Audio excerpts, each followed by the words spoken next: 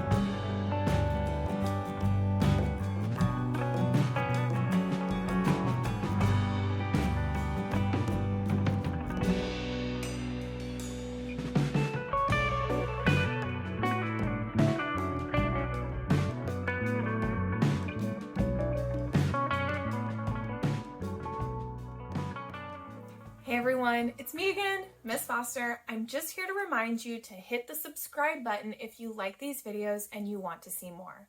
I also want to remind you that these videos are created in partnership with Painting Pandas, which is an awesome nonprofit organization here in Austin, Texas that provides free art instruction and free art supplies to any kid who needs them.